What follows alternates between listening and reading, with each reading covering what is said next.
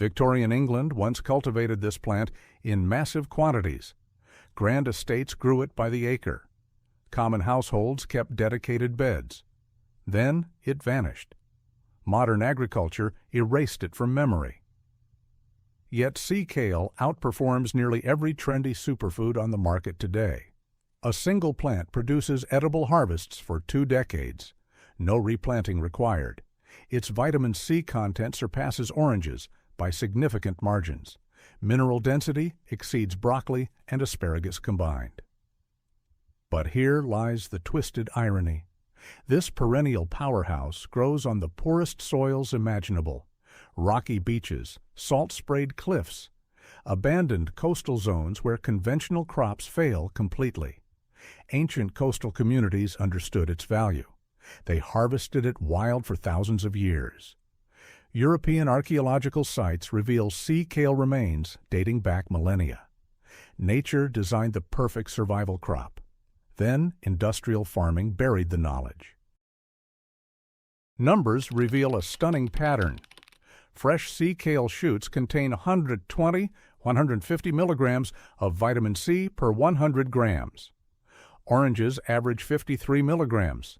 The difference becomes critical during long winters when citrus imports fail.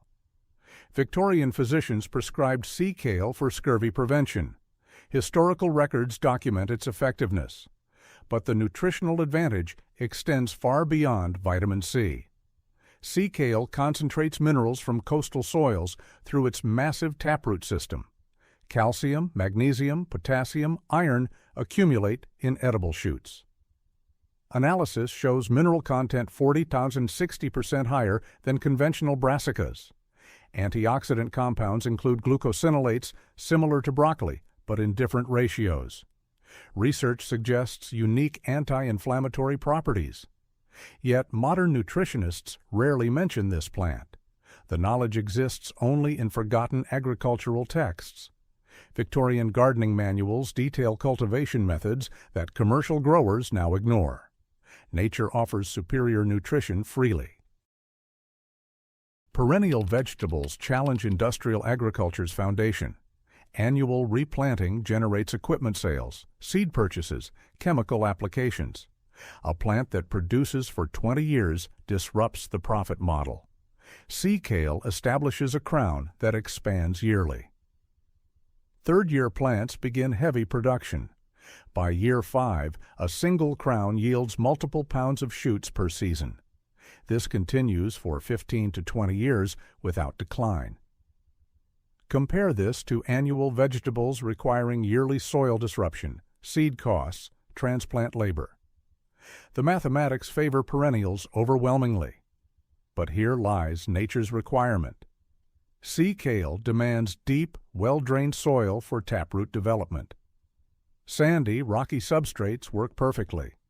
Clay soils prove challenging without amendment.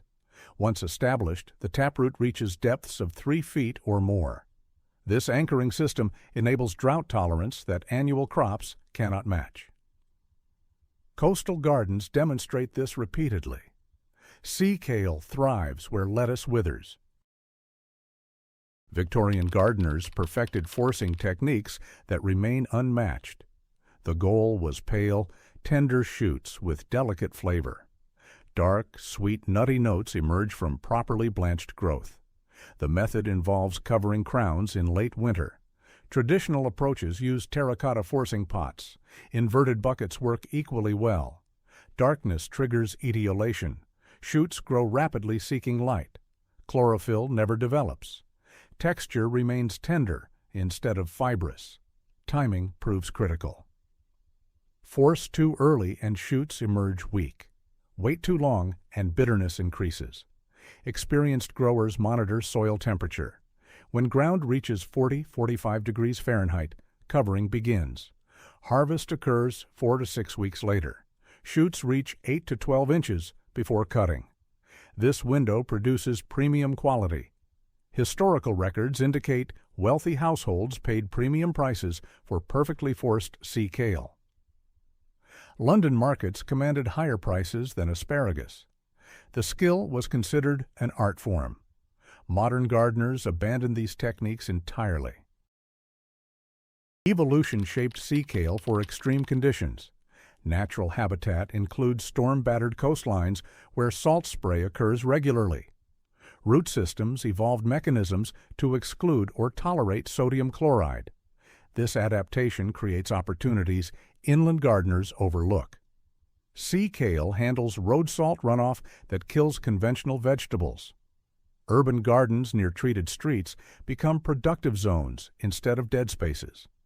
The plant also tolerates alkaline soils common in coastal regions and limestone areas. pH ranges from 6.5 to 8.5 support healthy growth. Acid-loving plants fail in these conditions, but sea kale thrives. Drought resistance emerges from deep-rooting habit. Once established, supplemental watering becomes unnecessary except during extreme dry spells. Compare this to annual vegetables requiring constant irrigation. Water consumption drops dramatically. Historical cultivation in Channel Islands and Scottish coastal zones proved this repeatedly. Gardens produced abundantly on windswept, salt-drenched land. Nature demonstrates efficiency that modern agriculture ignores systematically. Starting sea kale requires understanding its reproductive strategy. Seeds germinate readily but exhibit dormancy mechanisms. Fall sowing in cold frames works reliably. Stratification breaks dormancy naturally through winter chilling. Spring emergence follows predictably. Seedlings develop slowly the first year. Patience becomes essential. But here lies a faster method.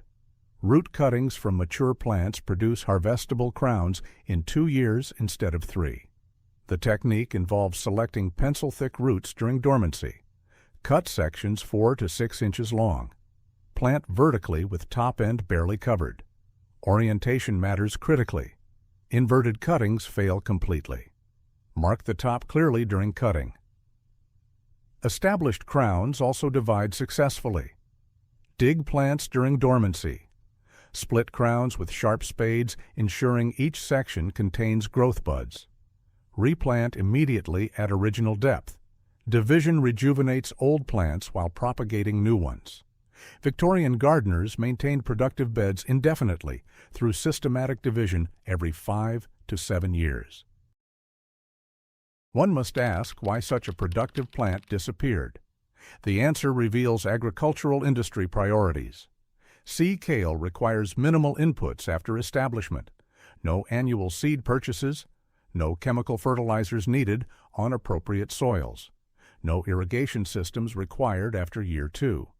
Pest pressure remains minimal compared to annual brassicas. Disease issues rarely occur with proper spacing. This represents a nightmare scenario for agricultural suppliers. A plant that eliminates dependencies eliminates profits.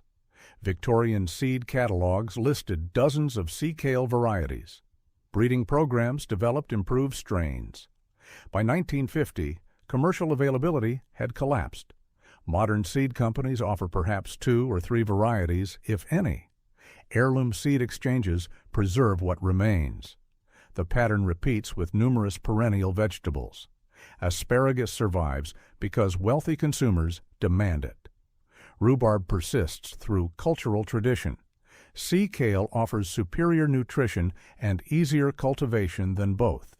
Yet it remains virtually unknown. This cannot be accidental. Market forces eliminated plants that threaten industrial agriculture's business model. Raw sea kale shoots possess a distinct flavor profile. Young spring growth tastes similar to asparagus with nutty undertones. Slight bitterness emerges as shoots mature. This bitterness concentrates in older leaves. Blanched shoots eliminate bitterness entirely. Cooking methods vary widely. Steaming preserves texture and nutrients. Boiling works, but leaches minerals. Roasting concentrates flavors dramatically. Drizzle olive oil, add sea salt, roast at 400 degrees for 12 to 15 minutes. Edges caramelize beautifully. Victorian cookbooks detail elaborate preparations. Cream sauces featured prominently. butter-based reductions complemented the vegetable's natural sweetness. Modern applications include stir-frying with garlic and ginger. The shoots hold up well to high heat. Grilling also works excellently. Brush with oil, grill until charred. The leaf blades require different treatment. Young leaves work in salads raw or quickly wilted. Mature leaves need blanching to reduce bitterness. Fermentation transforms them completely. Korean kimchi techniques applied to sea kale create complex, probiotic-rich condiments. Climate instability threatens annual crop production globally. Extreme weather events increase yearly. Droughts extend. Floods intensify. Heat waves shatter records. Annual vegetables suffer accordingly. Perennial crops offer buffer capacity that annuals cannot match. Deep root systems access moisture unavailable to shallow feeders. Established crowns survive conditions that kill newly planted seedlings. Sea kale exemplifies this resilience. Documented cases exist of plants surviving complete burial under storm-deposited sand. Crowns remained dormant until erosion exposed them again. Growth resumed normally the following spring. This survival capacity becomes critical for food security. Coastal zones face particular climate challenges. Rising seas threaten agricultural land. Salinization increases. Sea kale tolerates these conditions naturally. Future coastal agriculture may depend on salt-tolerant perennials. Indigenous coastal communities always understood this. They harvested wild sea kale alongside seaweeds and mollusks. A complete food system existed without imported inputs. Modern agriculture abandoned this knowledge. Rediscovering it becomes urgent. Site selection determines success or failure.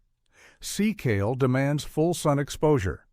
Shade reduces production dramatically. 6 hours minimum sunlight proves necessary. 8 to 10 hours produces optimal results. Soil drainage matters more than fertility. Heavy clay requires significant amendment. Add coarse sand and compost in equal parts. Dig amendments deeply. Remember the taproot reaches 3 feet down. Shallow preparation wastes effort. Raised beds work excellently in heavy soils. Build beds 12 to 18 inches high. Fill with sandy loam mixed with compost. Space plants 3 feet apart in all directions. Crowns need room to expand. Crowded plantings produce weak shoots. Planting depth affects emergence timing. Set crowns with buds 1 to 2 inches below soil surface. Deeper planting delays emergence but protects buds from late frosts. Water thoroughly at planting. Maintain moisture through the first growing season. After establishment, supplemental watering becomes unnecessary except during extreme drought. Mulching benefits plants significantly. Apply 3 to 4 inches of compost around crowns each fall. Sea kale demonstrates remarkable pest resistance compared to annual brassicas. Cabbage worms rarely attack established plants. Flea beetles occasionally damage young seedlings. Row covers during establishment prevent this easily. Slugs sometimes target emerging shoots in spring. Diatomaceous earth creates effective barriers. Beer traps also work well. But here lies an important pattern. Healthy, well-established sea kale grows so vigorously that pest damage becomes insignificant. The plant simply outgrows the problem. Disease pressure remains minimal with proper spacing and drainage. Crown rot occurs only in waterlogged soils. Good drainage prevents this completely. Fungal issues sometimes appear in humid climates with dense plantings. Increasing air circulation solves the problem. Thin, crowded beds.